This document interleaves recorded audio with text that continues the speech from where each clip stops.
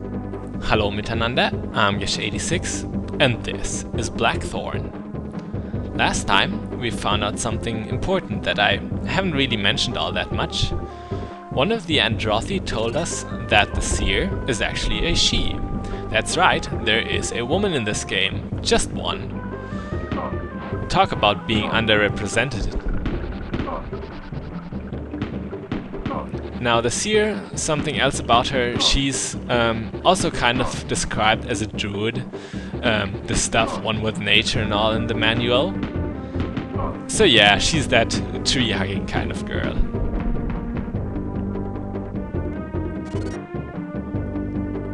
Now stage 7 is kind of mean in a certain way. It leads you for a while into one direction, and then you find out that you missed an item elsewhere, and you have to backtrack quite a bit. So, although this stage might seem short, when you're not used to it, you're going to spend some time here.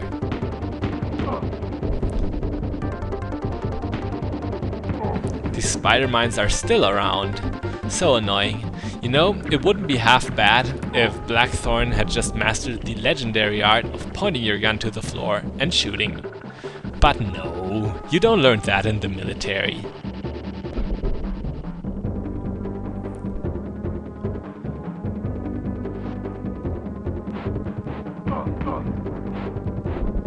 Now we've picked up an iron key earlier, and down there's a lock, but that's not the one we're going to have to use it on.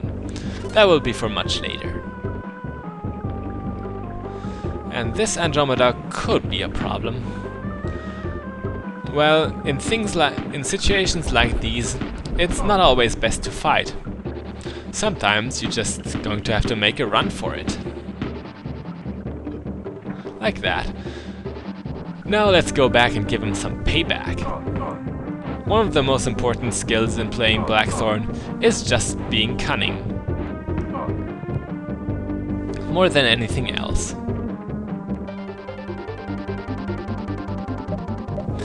Here's that lock for that iron key. Now, here's another switch puzzle. This one doesn't look like much, does it?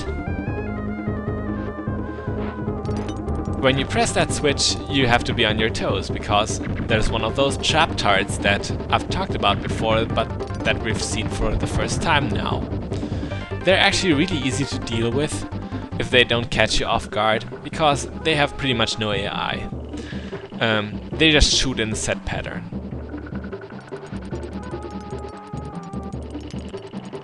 Here's the switch to get back, in case you need to.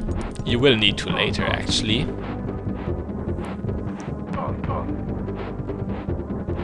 Here's another one of the Andromedags that's really easy to deal with, but in the next room is a firefight that's not quite so much. Let's let him duke it out first. Don't mind me, just hanging around. But our guy lost, that's not good. Now, at this point I completely forgot that I could just roll to the left.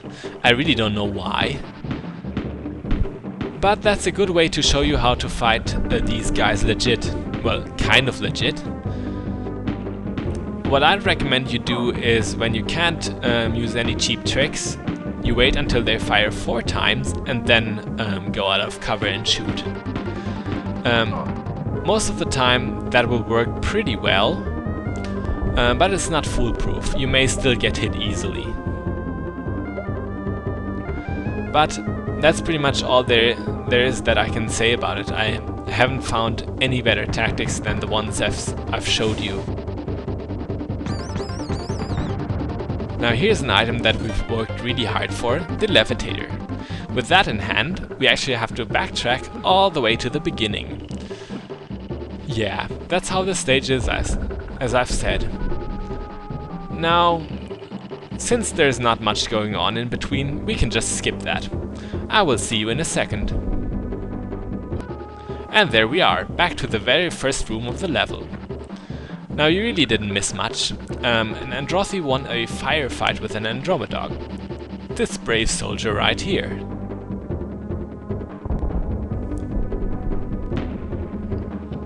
Now we haven't really seen crags with hover bombs for a while. That one down there actually has one with him, but we don't need to pick it up at all. If you're tricky with scrolling the screen, you can actually make the hover bombs that he throws out roll to the other screen and take out one of the Ekers. Then you won't have to use a firebomb yourself. But since you'll likely have many firebombs, there's no point. Not much point. We're not even going to fight that Greg on the left because we don't really need to kill him or get his item. Now here's where we're going to use that levitator. There's also a spider mine that is pretty easy to avoid. Just don't fall down there recklessly.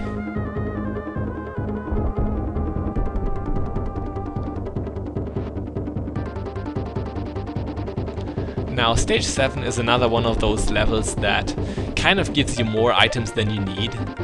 At this point is likely where you'll be full on inventory space.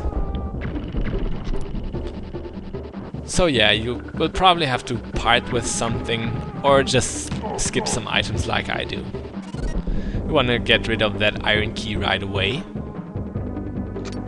And of those wasp bombs, we only actually need one. You don't need two to end the level. Items galore. This guy has another bridge key that we also need. We've actually been in the room where we need to use it. It's only one screen to the right. You know, something weird about the item system in Blackthorne is that whenever a stage starts, you will be completely stripped of your items. I really don't know why that is. Where does Blackthorne dump this item? These items. Why does he do it? Do these health potions have a really low expiration date? I really don't know. But it's actually not all that bad. That way you don't have to deal with many inventory problems, you don't have to hoard your items for later levels, and you also have some really short and comfortable passwords. Now we've just used one of our potions for the first time just because I could. We have enough of them. That floor tile down there is a trap. Don't even step on it. No point in doing that. And with destroying this shield generator, we've pretty much solved the stage. There really isn't much more to it. Just some more walking and shooting.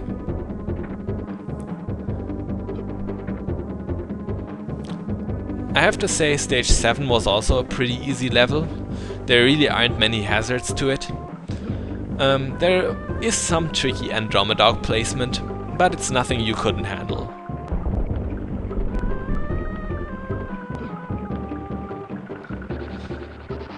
Now that Greg there is really sneaky. I could barely spot him, but I knew he was somewhere, so no problem. And that concludes stage 7.